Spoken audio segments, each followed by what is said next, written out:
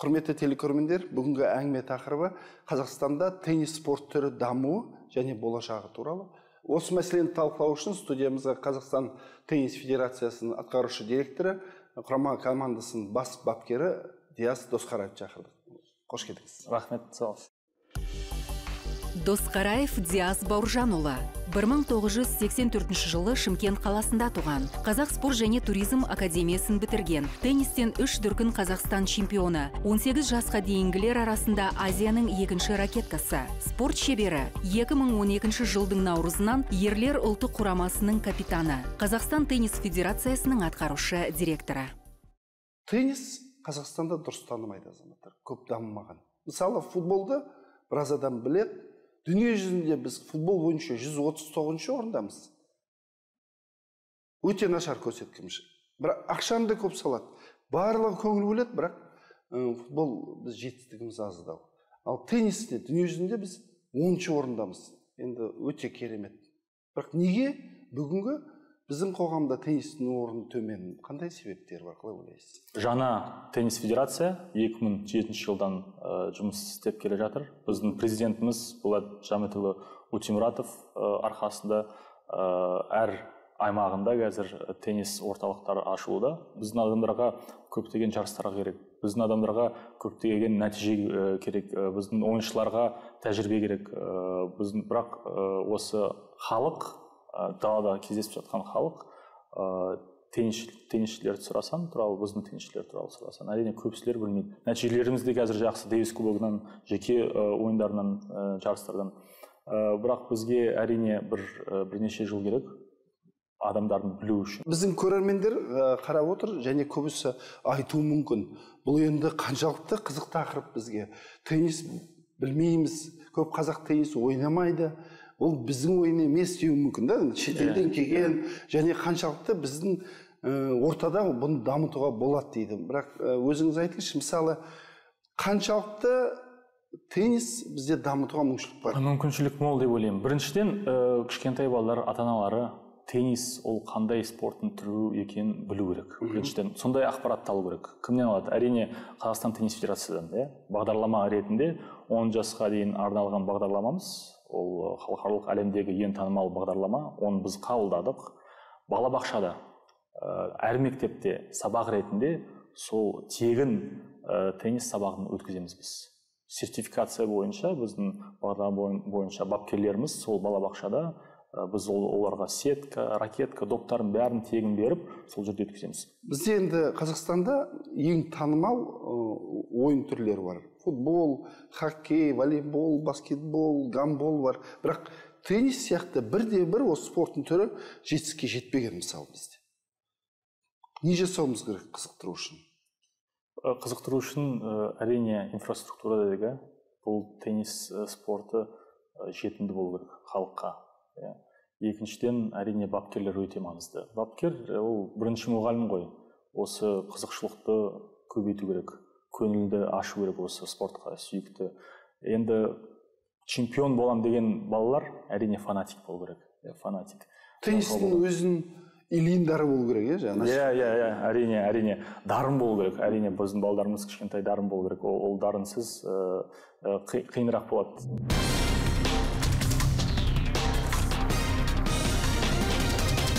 Бізде мынандай көзқарас бар. Қазір теннисті құрама командасында көбінесе легионерлер, сырттан келген ойыншылар. Қаншалықты бұл қажет және ұзаққа созыла ма? Болашақта қандай ойларыңыз бар? Мысалы, жергілікті өзіміздің ойыншыларды көбірек қосқан дұрыс емес пе деген сұрақ бар. Ол легионерлер біздің Қазақстанға біріншіден сұрақ не қалдырады? Біздің әрине әр региондарда, әр аймақтарында біздің теннисшілеріміз үлгілі сабақ береді. Кішкентай балалардың қызықшылығын бапкер ретінде тамашалау үшін. Осы жақында болған Астанада былтыр Рафаэль Надаль мен Джо Вильфред Сонга келіп кетті. Сол үлгілі сабағын тамашаладық біз. 3000-нан астам кішкентай балалар қатысты сол сабағына. Сол ретінде біздің легионерлеріміз де, біздің ойыншыларымыз да осы Қазақстанға көшіп, біздің намысымызды қорғап, әр аймаққа барып, осы кішкентай сабақтарын ұйымдастырып, сол жерге кішкентай балалардың да сейімі ашылады ғой. Солармен араласып, тіл табысып, сондай кішкентай секреттерін айтып, өзін историясын, өзін тарихын айтып, қалай тенниске келгенін, ол өте маңызды. Теннис қымбат ойын түрлері деп есептейді. Мысалы, мен өзім солардың қатарындамын. Теннисті тек қана бай адамдар ойнайды, теннисті ойнау үшін ақша керек, тенниске тек қалаларда дамыған деген бір көзқарас бар. Қымбат па теннис ойнау? 2008 жылдан Қазақстан теннис федерациясы көп жұмыс істеді. Осы теннисті бұқаралық спортқа көшіру үшін, жетімді болу үшін. Бүгінгі күнге 2014 жылы өткен қорытындысында біз көптеген зерттедік, факторды, ақпарат зерттедік, 98 жарыс өткіздік. Бір сабақ теннисте қазір, кішкентай бала ойнайын десе, айына 14 000 теңге. 14 000 теңге Астана қаласында, Шымкент қаласында 6 000. Теннис тек қана жастар емес, ересек адамдар осы үлкен жасында ойнап басса, оған мүмкіншілік бар ма? Және қандай инфрақұрылым бар оларға? Оларға инфрақұрылым көп. Біздің корттардың саны өсуде. Әр жыл бойы бүкіл Қазақстанда 270 корт бар. 270 корт бар. Әрине, бұрында ондай футбол алаңы жоқ қой бізде 270. Футбол алаңы туралы ақпаратым жоқ, сондықтан айта алмаймын. Бірақ теннисте 60-70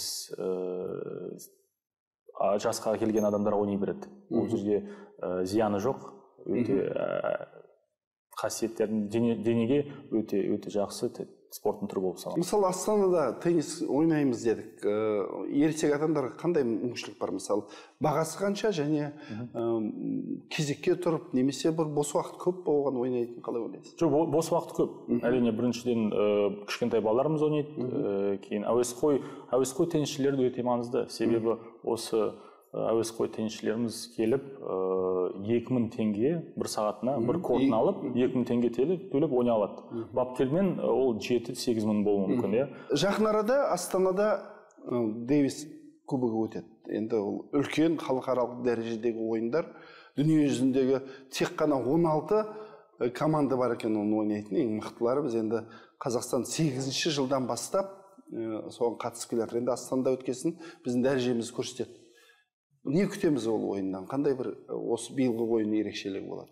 Дұрыс айттыңыз, біздің әрине нәтижелеріміз өте мол. Дэвис кубогының жарыстарында біздің еркектеріміз 4 рет ширек финалда ойнаған. Биыл біз Италия командасын қабылдаймыз. Ол бірінші раунд. Әлем тобында әрине қиын жағдай. Италия нешінші орында қазір? Италия 8-ші орында. 8-ші орында. Біз 10-ші орындамыз. Әрине қағазда олар фаворит болып келеді. Себебі Фабио Фагнини деген бірінші ракеткасы, 20-ші ракетка әлемдегі, ол Симоне Болелемен қазір өткен үлкен шлем Австралия чемпионатында жеңімпаз болып аталынды, алтын медалін алды. Андреас Саппи деген жақсы ойыншылар да бар. Сондықтан бізде осы тек басқа ойыншыларымызға қарайтын болсақ, Кукушкин, танымал ойыншы, Голубев, Недовесов, қазір жас балада біздің Дмитрий Попко қосайын деп жүрміз. Сондықтан бұл үлкен жарыс бізге маңызды. Біздің жанкүйерлерімізді шақырамыз. Ұлттық теннис орталығында 6-шы, 7-шы, 8-ші наурызда болатын жарыс. Бірақ қиын ойын болады. Бірінші раунд Италиямен.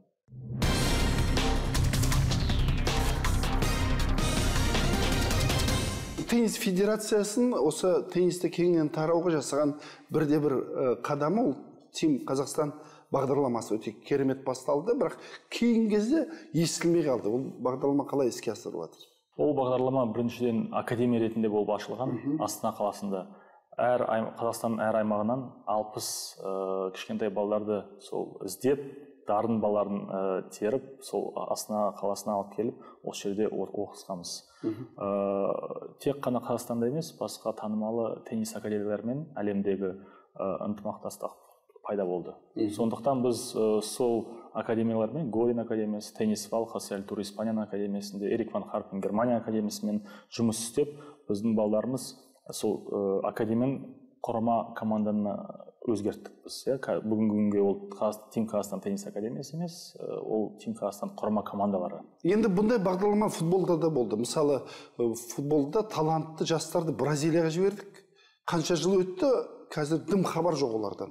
Мысалы теннисте ертең сондай болып қалмай ма? Олардың қандай жетістігі бар? 7 жыл өтті, біздің келе жатқан жастар құрама команданың ойыншылары сол Team Қазақстаннан шыққан болатын.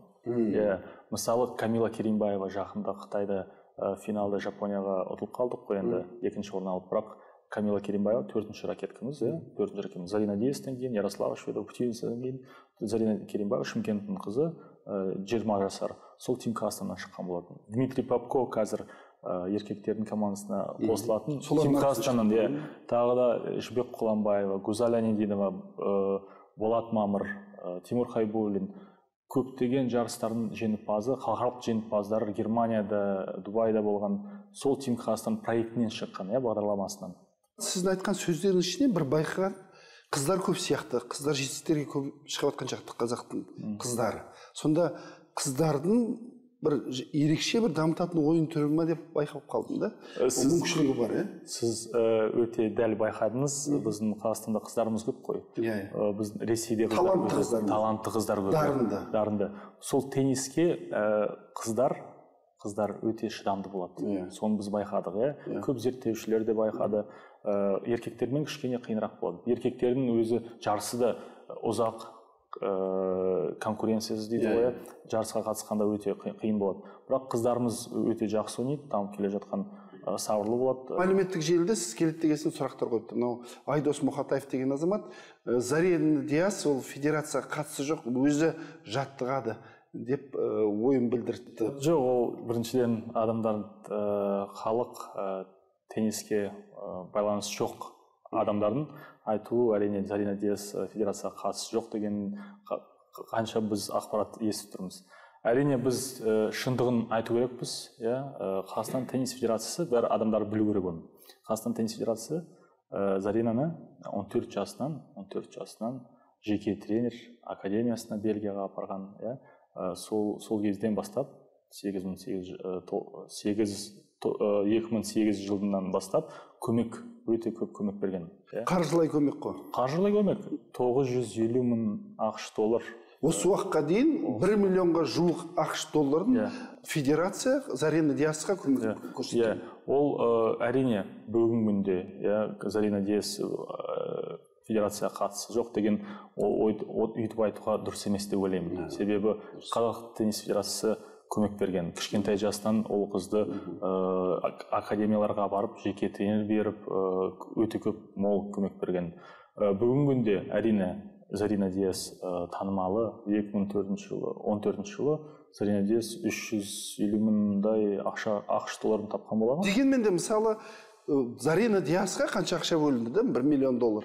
Бірақ бүгін дүниежүзінде 31-ші болып жүр. Футболшыларға әр облыс миллиондап доллармен жұмсайды. Бірақ республикалық деңгейден шықпаймыз ғой осы.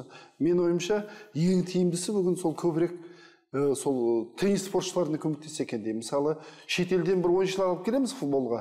Кейбір ойыншылар $500 миллион тұрады. Бір жылына төлейміз. Ресейден, Украинадан жарамайған футболшыларды әкеп $500 миллион төлейміз, ол бір жаз ойнайды да кетіп қалады. Мысалы Зарина Диасты айтатын болсақ, қанша біздің еліміздің атын шығарып жатыр. Әлде де ойнайды ғой. Легионер емес, өз арамыздан шыққан, оны насихаттау керек. Біз бүгінгі ақпараттан түйетін ойымыз, бұл әрине мынау теннис федерациясы атқарып жатқан жұмыстардың барлығы тиімді. Қазақстандықтар ертең спортпен айналысам таңдайын дейтін болса, әсіресе балаларға теннис спорты бізге ерекше сәйкес келеді, және теннис саласында жетістікке жетуімізге болатын дәлелін көріп отырмыз. Инфрақұрылымдар бар, шаралар атқарып жатыр. Сол себептен федерацияға сәттілік тілегім келеді, және алдағы уақытта жеңістеріміз көп болсын. Дэвис кубогында біз барлығымыз барып жанкүйер болайық, спортқа көбірек қатысайық, және үлкен жетістіктерге бірге бүкіл Қазақстан болып жете берейік. Рахмет сізге. Рахмет.